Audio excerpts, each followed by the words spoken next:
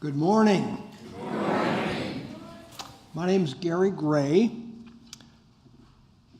It's my pleasure to welcome you this morning, along with Reverend Krista Taves and Reverend Doug Watson.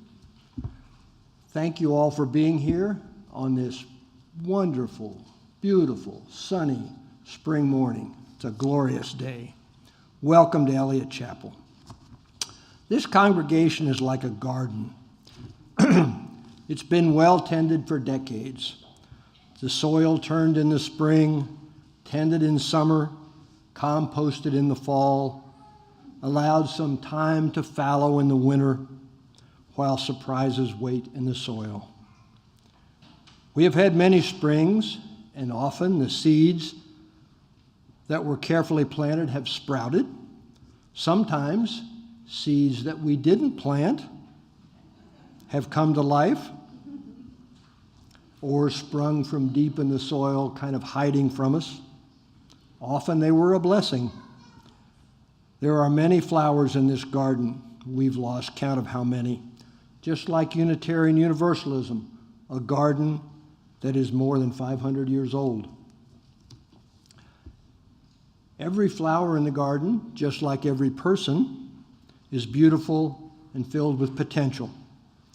And when they share a garden that is loved like this one, flowers can radiate its beauty just a bit further. If you're visiting us this morning, welcome. We're glad that you're here because today is a special service, our annual flower celebration, where we give and receive flowers.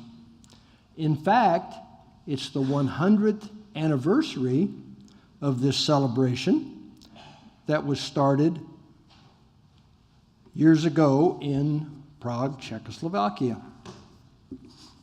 If you didn't bring a flower this morning and you still want to participate, don't worry, there'll be a flower available for you. If you're a visitor, please fill out the visitor's form that you probably got as you came in. You can put it in the basket when they pass later. And also, I'd invite everyone, including visitors, to join us for coffee hour after the service. It's out this door to my left, your right. Come to the front, out you go, and follow the crowd into Adams Hall. If you're new or newish and you take a blue mug, we'll be happy to welcome you and say hello. Those of us you visiting online out there, we're pleased that you're with us also. And if you would, please send us an email at welcome@eliotchapel.org and let us know that you're here. We'd like to welcome you. Before we start, I do have a brief announcement. When you go into Adams Hall for coffee hour and then eventually for light lunch before the annual meeting, you'll find that there are tables set up with volunteer opportunities. I understand there are about 14 volunteer opportunities that we as members of the congregation might choose to participate in. So please take a look at that when you're in Adams Hall.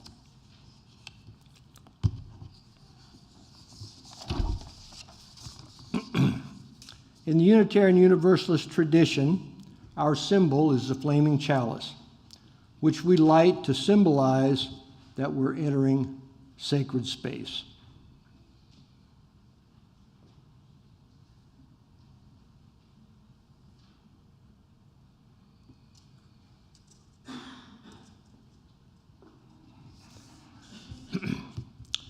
Within the heart of the flower, the fountain of beauty. Within the heart of the community, a fire that warms and dances. Within the heart of each of us, a spark of the Spirit of life. Holy, holy, holy.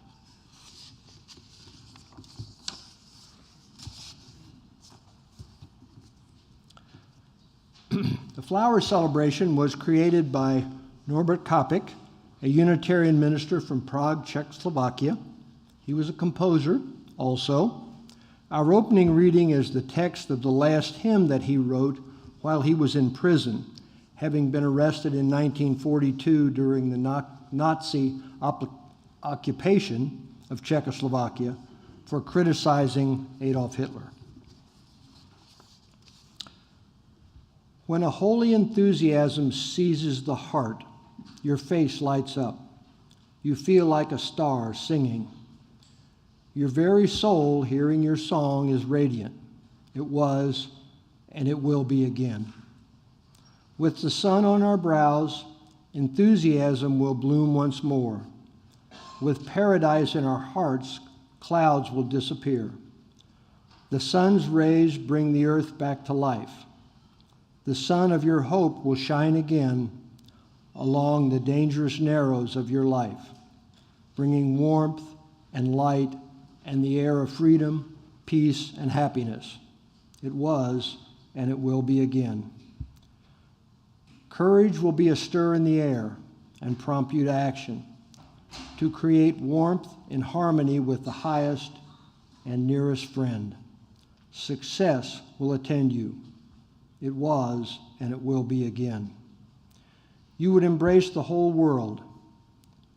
Have peace touch every flower. You would like to give yourself away completely to everybody. Forgive everything. Play host to everyone. You would lift this earth to heaven. It was, and it will be again. And now, if you'd please stand as you're willing and able, and join me in our opening hymn, number 207 in the gray hymnal.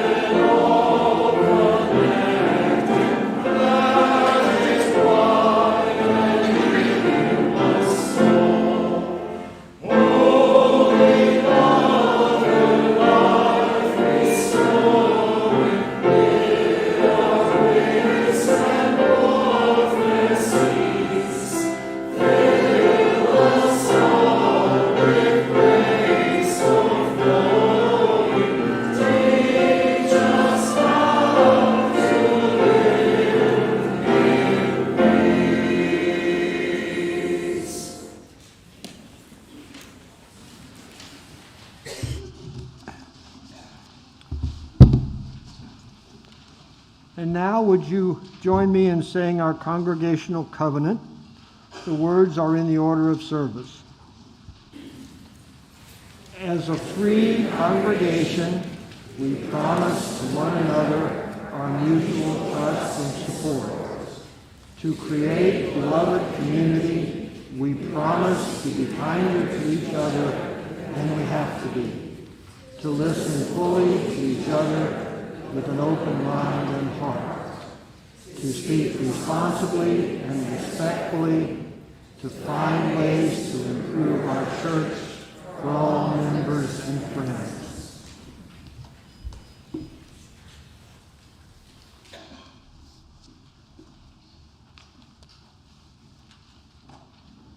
Good morning. Our story this morning is the story of Norbert Čapek and the flower celebration. So many years ago, more than 100 years ago, in a small land in Eastern Europe called Czechoslovakia that was part of the large Austro-Hungarian Empire, lived a young boy called Norbert Čapek. He was born in 1870, which is 153 years ago. And like most people in the Austro-Hungarian Empire, he was Roman Catholic, because that was the official church of the Austro-Hungarian emperor. But that wasn't working for Norbert. The services were very formal, they were spoken in Latin, so he couldn't understand a thing, and most importantly, he couldn't have chosen it, because Roman Catholicism was the official religion. And like many people, he felt forced to be one religion when he felt a different way. And for all these reasons, God felt very far away to Norbert, and he did not like that at all. And when Norbert was a teenager, he discovered the Baptist Church. In Czechoslovakia, the Baptist Church was different from what it is here in the United States. It was actually close to illegal to be Baptist. You were seen as a threat to the empire and a threat to the order. So Norbert had to be very careful. But he loved the lively services, he loved the Bible studies, he loved the ability to talk about faith in new ways, in ways that felt true to his heart. And he also liked that many people in the Baptist Church were working for independence for their country. Independence from the Austro-Hungarian Empire.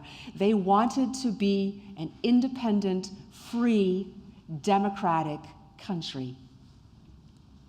When Norbert's family found out that he had become Baptist, they were horrified, and they did everything they could to stop him, but it didn't work. He was determined, and he became ordained as a Baptist minister and was active in the independence movement for a free country. But when Norbert learned that he was on the blacklist, he knew that he had to leave for his safety and for the safety of his family. And that is how he came to the United States. That is how he came to New York City. Now, Norbert was very thankful that he could escape. He was thankful to be here, but he really didn't plan to stay. He considered himself an exile, along with many other Czechoslovakians who were in New York City as exiles. It was hard living here. In his country, Baptists were religious and political radicals. And here they weren't as interested in political change, and their faith was more rigid. And some parts of his theology just were not welcomed. Norbert Čapek had moved to an understanding of God that lived in human beings, that we all carried the love and the Spirit of God inside us. And when we were kind to each other, kinder to each other than we had to be, we were kind to God. When we were generous with each other, more generous than we had to be, we were being generous with God. So he had a humanist Christianity. Norbert believed that God showed itself to human beings, to other human beings, but also through nature and the earth. And some American Baptists did not like this. In their beliefs, human beings were mostly bad, and this earth was a wicked place, and God was the only thing that was good. So Norbert was kicked out of the Baptist church, and he was actually pretty proud of that. But now it really felt like he did have no home. He had lost his country, and he had lost his church. And so he and his wife, Maya, looked for a new congregation. And his children, Maya had been taking the children to the Unitarian Sunday school. And when he checked it out for himself, he's like, oh my goodness, has this been here all this time? I guess I've been a Unitarian all along and didn't know it. Which how many of us have said that? He fell in love with Unitarianism and he was ordained a Unitarian minister. He brought humanism into his Christianity even more fully, and soon he was more humanist than he was Christian, although he still believed in and felt the presence of God. He came to believe that human beings are called to reach towards perfection and that we can become pure and good, and that this is something we work on our whole lives. And while he was in the United States and had become a Unitarian minister, he began talking to the American Unitarian Association about planting Unitarianism in Czechoslovakia, because he believed that when that country became free and when it became a democracy, that Unitarianism was going to be needed in that country, also a faith rooted in freedom and democracy. And he said, give me money and I will start a church. And so they did. And he and Maya went back to Prague. She was also ordained, and they were good ministers. And the church grew to 3,000 people, the largest congregation in the world, Unitarian congregation in the world at that time. And the people who founded that church were mostly also those who had struggled for independence. And they were part of building this new democracy. But whenever you go from one government system to another, there is also an element of chaos. So there was poverty, there was social unrest, there was a lot of anxiety. And so they decided that it was their role as a church to serve their new country by going right into the pain and right into the anxiety. They had classes, and they provided services to the poor like education, meals, and housing. And his worship services were very, very simple because they were in a complete mode of rebellion against what had been. So there were no hymns, there was no prayer, there was no liturgy, there was only a talk. And most people liked that there was no mention of spirituality or God, no prayer, no singing. But other people wanted a church that had all these things. And they believed you could have prayer, and you could have hymn singing, you could have liturgy, and still be committed to freedom and democracy. And so they started saying, hey, what's going on? And the other side said, no, not ever, not in my church. Does this sound familiar? Both sides tried to pressure Norbert into taking their side, and he almost wondered if it was time for him to leave, if it was too much, if it was beyond him and Maya to find a way through this. But he really didn't want to give up. This was the love of his life, this congregation.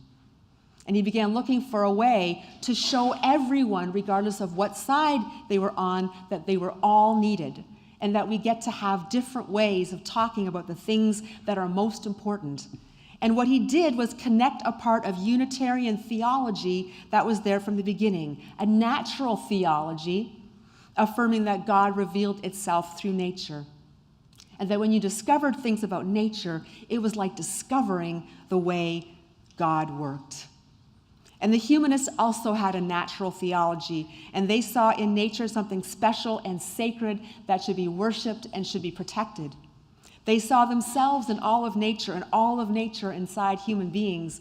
We are all connected and we are one with everything. So on a beautiful spring morning, much like this one, he walked along the roadside and gathered armfuls of wild flowers and put them at the entrance to the church. And as people came in, he told them to take a flower. And he asked them that the flower represented who they were at the deepest level. Everything that was special and good and even complicated about themselves was in that flower. If you have a flower, look at that flower. Everything that is special and good, and especially the things that are complicated about you, are in that flower. And then everyone put their flowers together in a big vase. And Norbert told them that this vase was their church, and that the vase was empty without all the different ways they understood the most special things. He told them that they needed each other. When they acted like they didn't need each other, they were turning their backs on all those special things. They were actually even turning their backs on themselves. They had to see that each person was as perfect and complicated as a flower. And then he asked them all to come back to the vase and take a flower different from the one they had put in. He told them that they were each holding the spirit of another person, and to treasure that flower as we should treasure each other. And from that day on, things were different at the Prague Unitarian Church. People still disagreed, sometimes. They still sometimes hurt each other, and they still definitely made mistakes. But they would remember the flower celebration and try to listen to each other more carefully, and to remember that they needed each other. And that is why we dedicate a spring service, to remember the story of Norbert Čapek and the Prague Unitarians, and more importantly, to rededicate ourselves to loving each other as much as we can, being generous with each other, and bringing love into everything we do.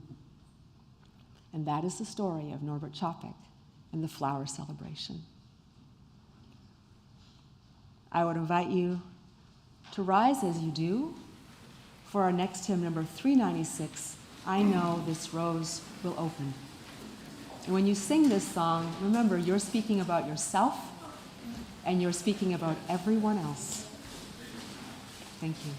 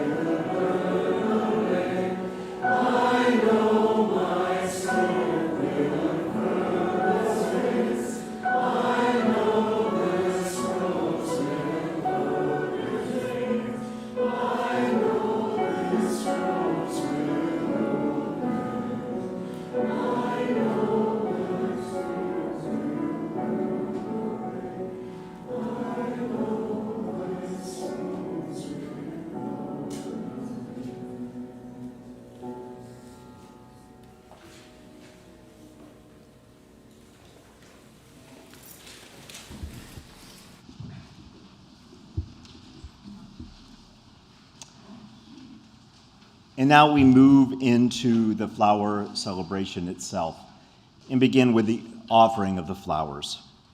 As in all Unitarian Universalist rituals, you do not need to be a member or subscribe to a particular set of beliefs, theology, or doctrine to participate.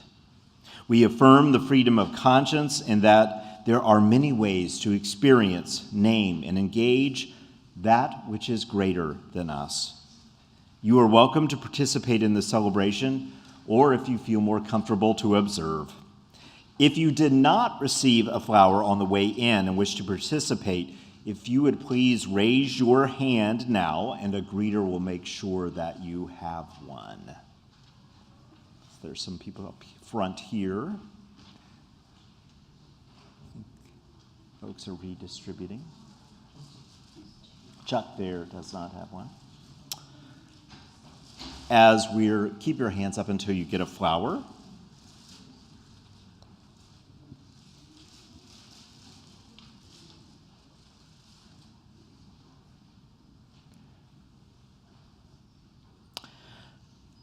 The flower celebration is our way of affirming the uniqueness of each person, the power that happens when we gather together freely to serve the highest values of life, and the importance of caring for each other deeply in order to do that.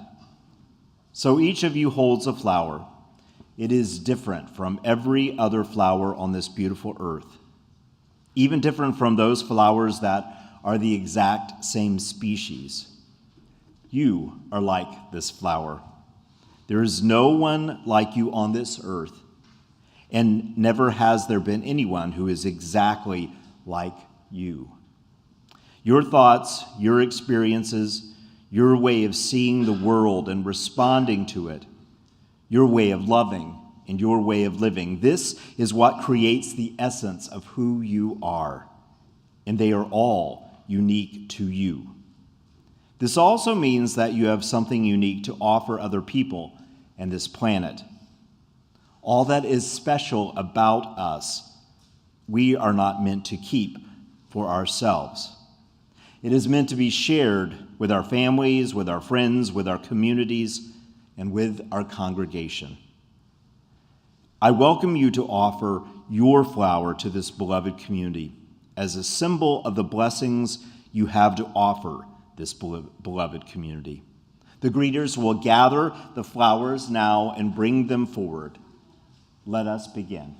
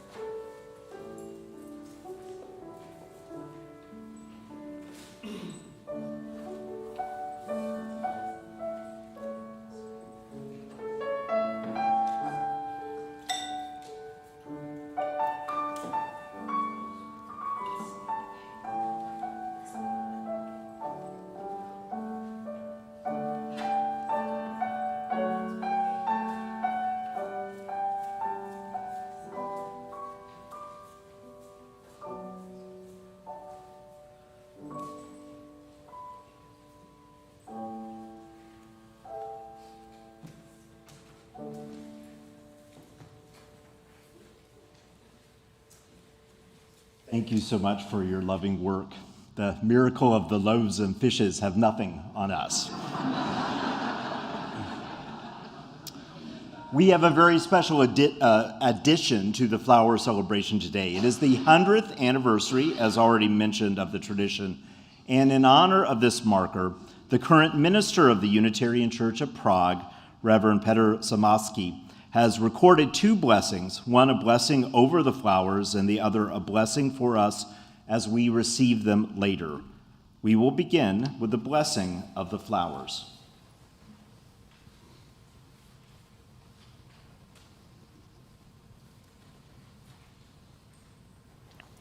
These words I offered as a meditation over the flowers before their distribution. In the name of what is holy, in the name of what is good, in the name of that which gives life, we have gathered here in this place today. We have been given life to live under the aspect of eternity, for that is the source of happiness, to work on ourselves and bring happiness into our lives, to be as valid as possible to others with whom we are connected by invisible relationships. You, the flowers, remind us of the wonderful simplicity of the natural order, and that we too are a part of it. You remind us of the beauty and harmony of diversity. You remind us that one can feel and perceive and live unity in diversity and diversity in unity. Let the spirit of creative life unite us as it reigns among us. So now, having gathered our flowers, this is a perfect time for us to welcome more into our midst. So I would like to invite Mary Nestoiko up to help with our new member recognition.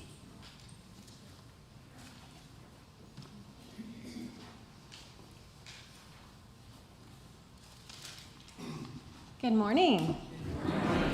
My name is Mary Nestoiko, and I am a member of the Welcome Team. And it is my great pleasure to recognize those who have joined in our covenant of membership in the past year. When you decide to become a member of a Unitarian Universalist congregation, you're opening up to the opportunity for spiritual growth and personal transformation.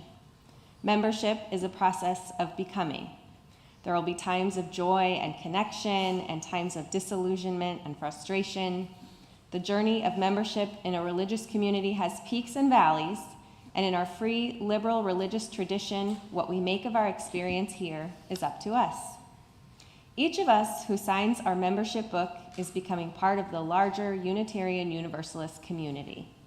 Each of us commits to supporting our congregation's mission and vision and doing our part to live our values and make them real in the world.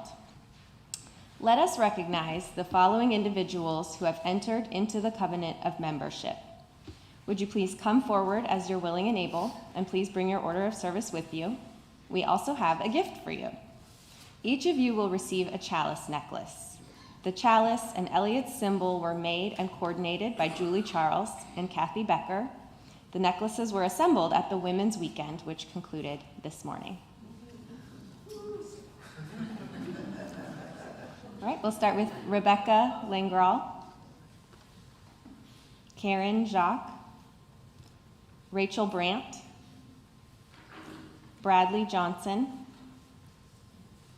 Renee Quinn, Lisa Traubitz, Patrice Crotty,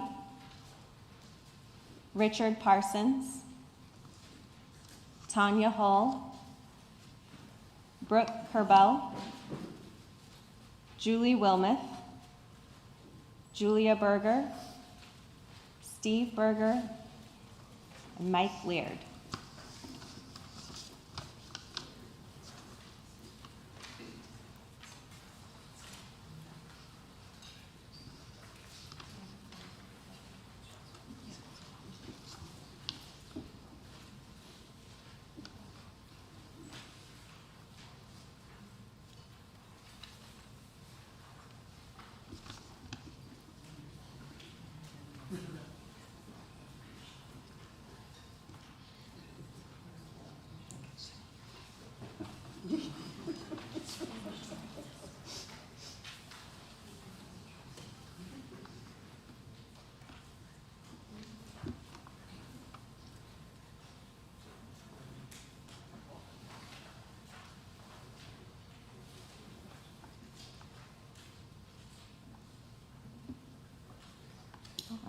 New members, it is my pleasure to welcome you to membership in this community. On behalf of this gathered congregation, I ask you now to bear witness to your decision and read the words that you have here. I accept membership in this congregation as a privilege as well as a responsibility. I affirm that I come here as a whole person with weakness as well as strength, hopes as well as needs. I commit myself to the support of this community as together we learn to both to receive and to give. I come eager to seek, willing to grow, ready to serve. Now, would the longer standing members of this congregation please join me in welcoming our new members with the words in your order of service. We, the members of Eliot Unitarian Chapel, welcome you as companions in our ongoing search for truth. We offer you friendship and support as together we covenant to live by the principles of free faith. Please join me. Welcome our new members.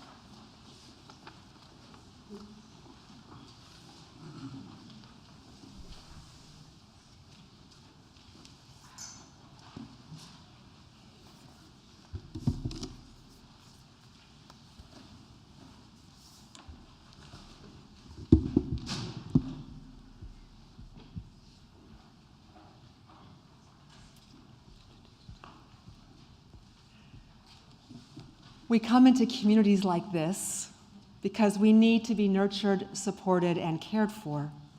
We need to be treasured and valued, and this isn't always easy to ask for or to receive. In our Unitarian Universalist congregations, we pledge to respect each other's freedom of conscience and to value them in the fullest way that we can. We aren't always perfect. We often make mistakes. But in our covenantal faith, we promise to try again. When Norbert invited his congregants to return to the vase and take a different flower, he wanted them to become more aware that they were called to hold each other with a spirit of reverence and care, to remember that in each human being burns the spirit of life and that we are each other's keepers. I invite you to come forward and take a different flower, knowing that you hold in your hands the essence of a person who is here today, and that we are called to love others as we would want to be loved ourselves. And we'll start from here and move across, and then the balcony. Come forward this way and go back down that aisle. Let us begin.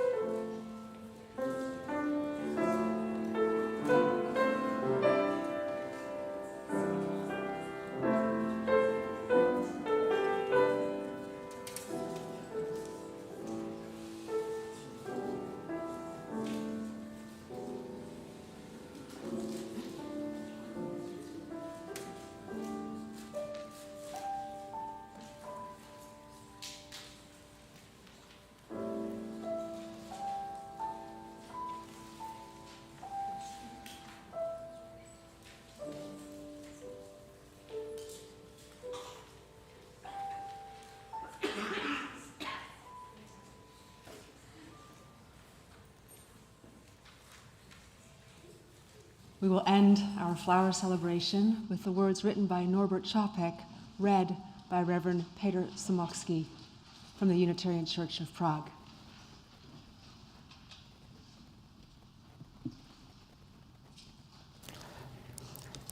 Let me share with you the meditation which Norbert Fabian Čapek offered for flower communion.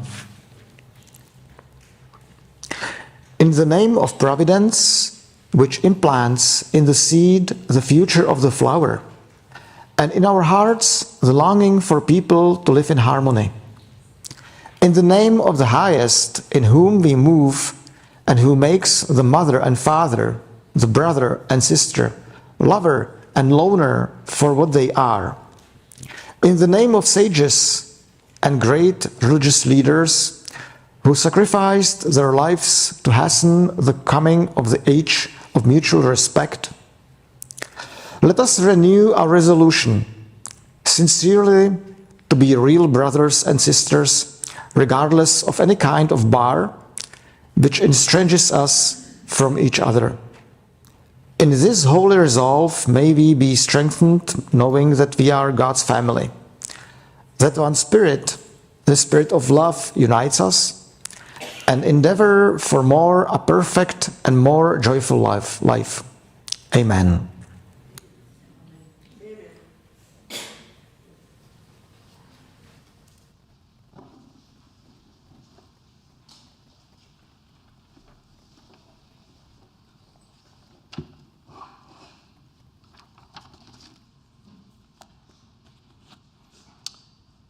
In this congregation, we have made a promise to support our neighbors by sharing our abundance with those who are doing the work of bringing justice, hope, and compassion to our community.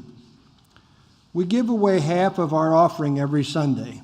This month, our offering is being shared with the Immigrant Home English Learning Program, I Help, which empowers immigrant families by providing individualized in-home English language education. Hundreds of immigrants in our community have been served by iHelp. Let us be good neighbors and give generously. Will the ushers please come forward?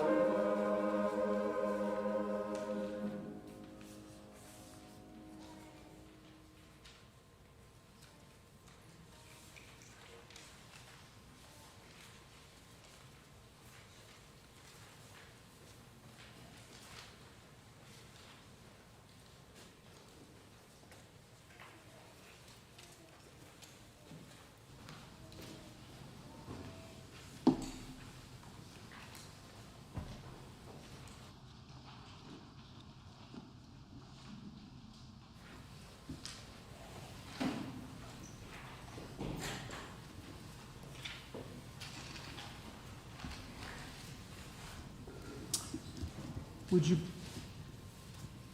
you please join me in blessing today's offering with the prayer that's in your order of service?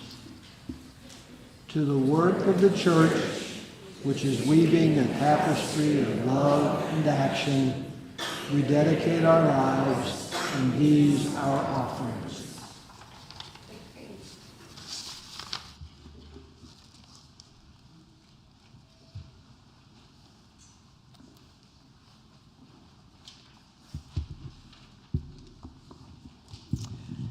The first time I participated in a flower communion, it was 1998 in my home church, the First Unitarian Congregation of Toronto.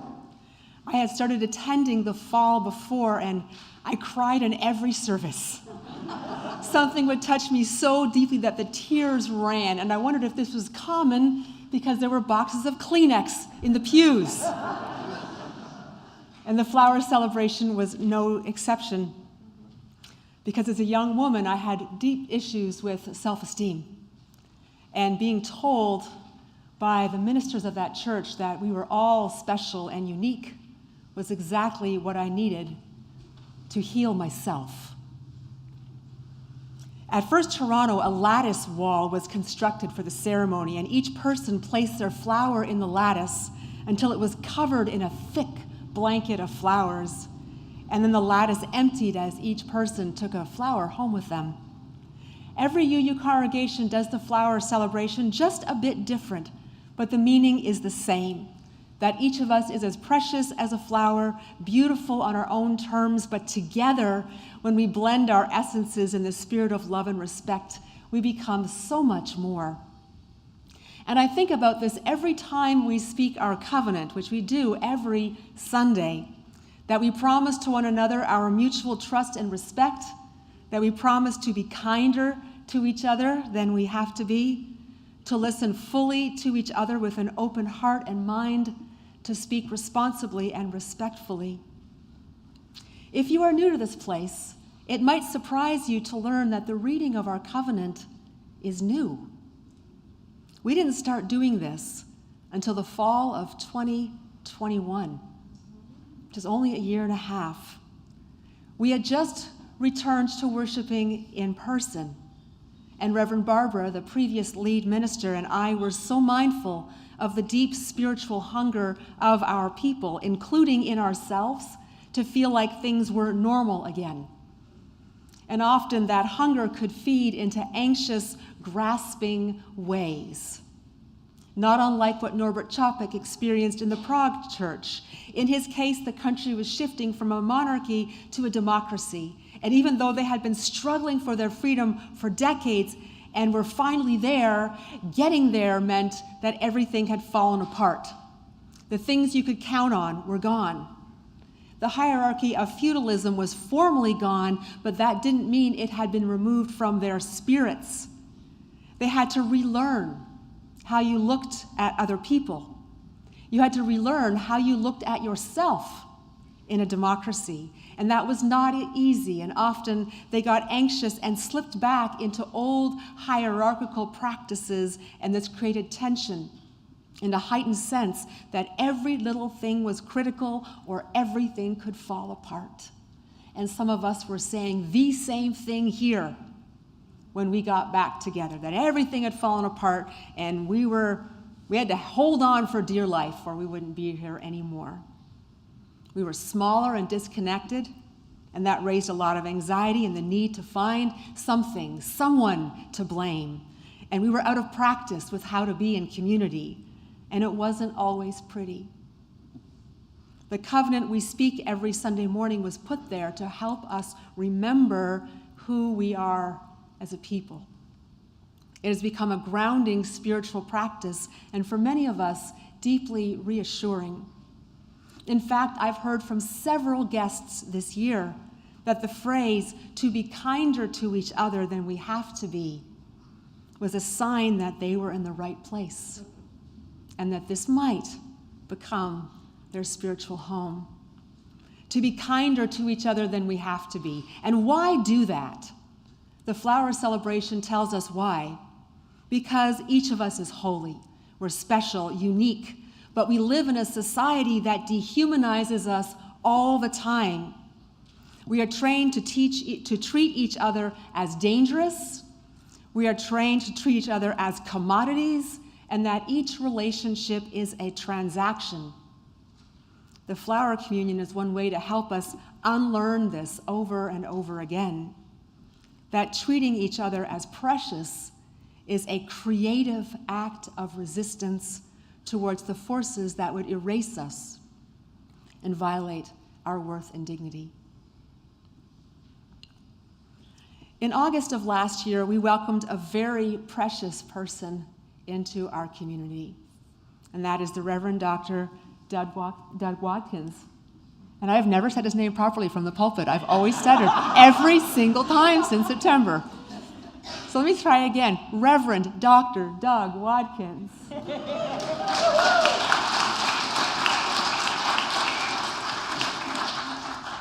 And Doug is leaving for another interim ministry, and I will be stepping up as the contract to call lead minister. Thank you.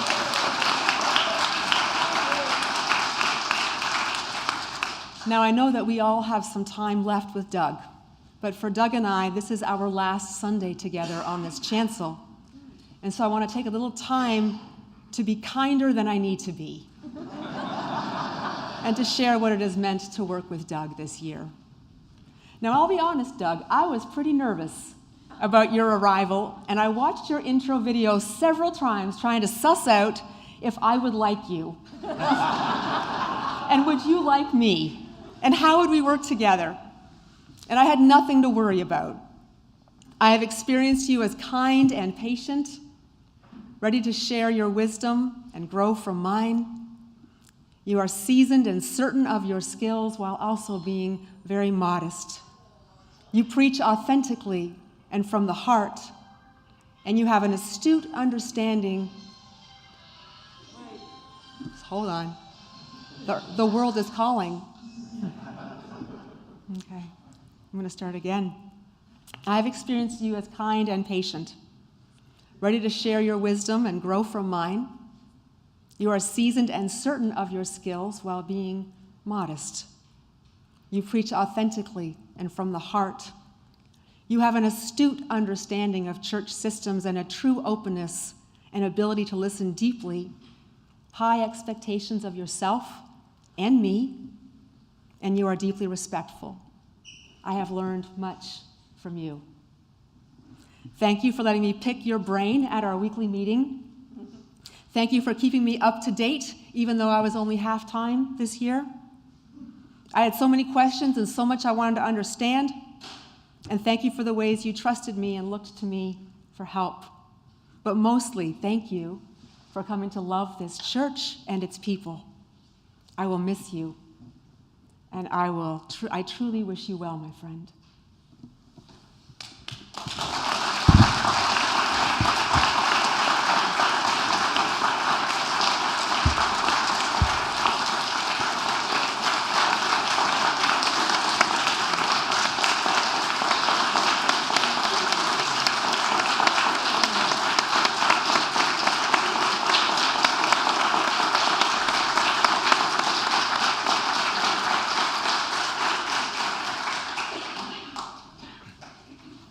Well, you're not going to make my part easy, are you? Thank you.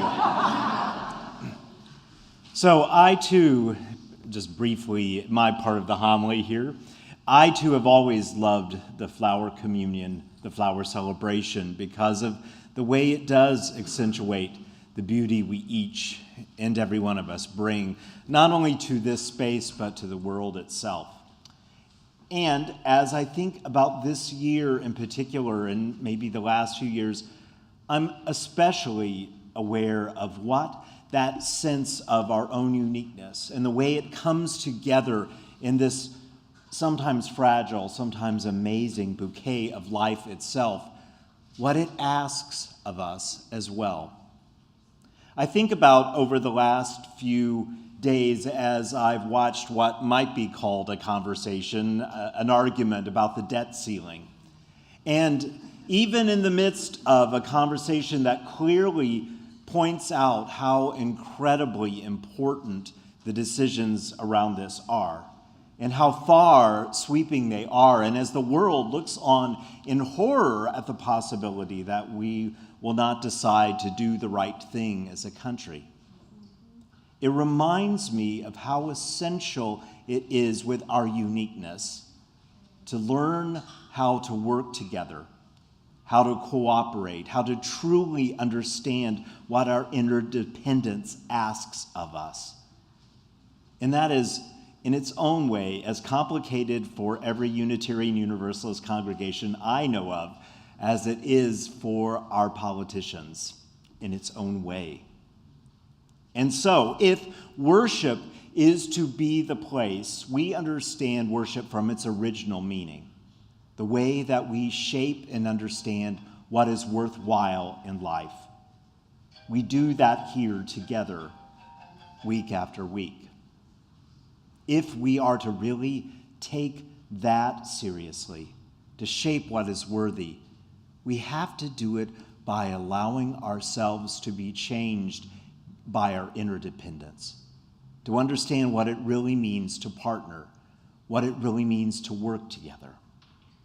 And so, throughout the time that I have been serving as interim minister, it has been a call that has become more and more essential that we practice that deep discipline, that spiritual practice of how to work together more collaboratively in worship itself. The way that the folks who are part of worship partner, how they understand that each thing that they bring to worship is what really makes worship powerful and transformative, matters deeply.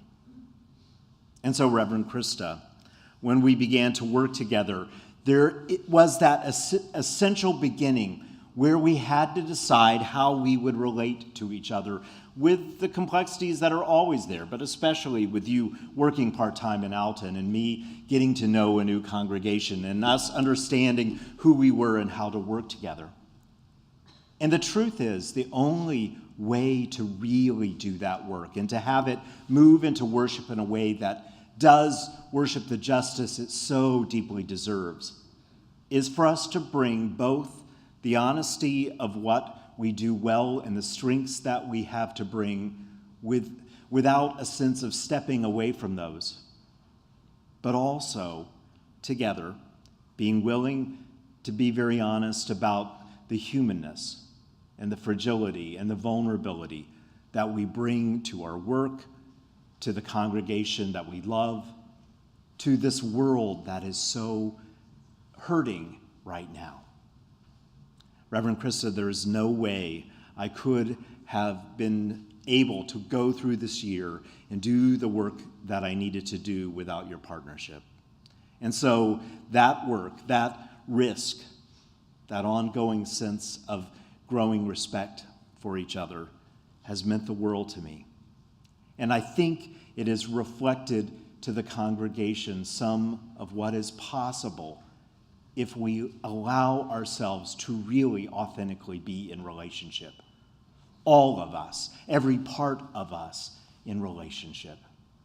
That's what it means to change ourselves, to change this community, to change the world. The flower celebration really reflects that so meaningfully and has survived through many upheavals to show us the beauty, the fragility, the power of that work. Thank you, Reverend Krista, for this amazing year together. May you be blessed. Of course, I'll have a chance to say more in the congregational meeting, but may you be blessed as you lead worship as the new lead minister in the coming months with this congregation. Blessings to you all, and let's join in our closing hymn together. Let's rise in the ways that we do as we sing number 305, De Caloris. We'll do the first part in English, and then we'll do a verse in Spanish.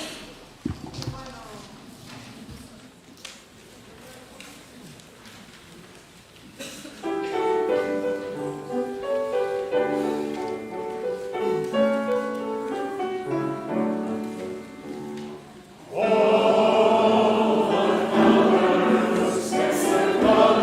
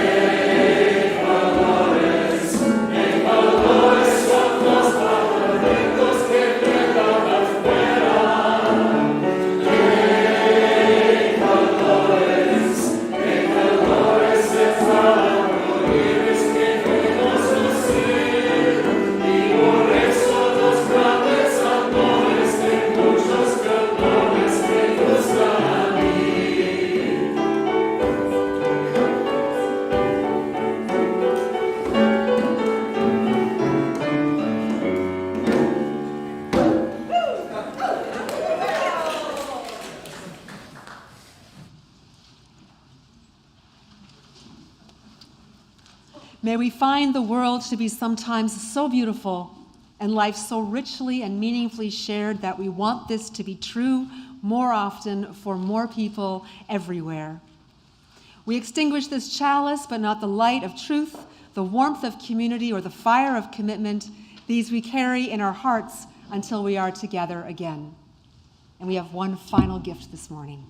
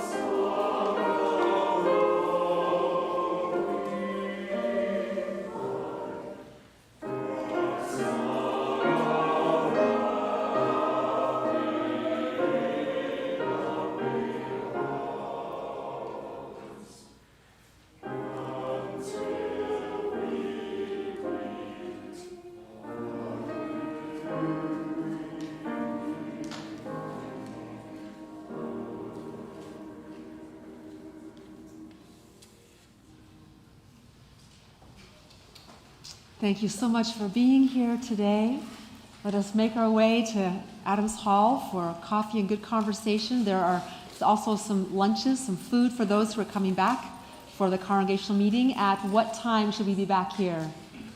The meeting was scheduled to start at 12 o'clock. Okay. How about we say 12:10? 12:10. Okay. Sounds good. Go in peace.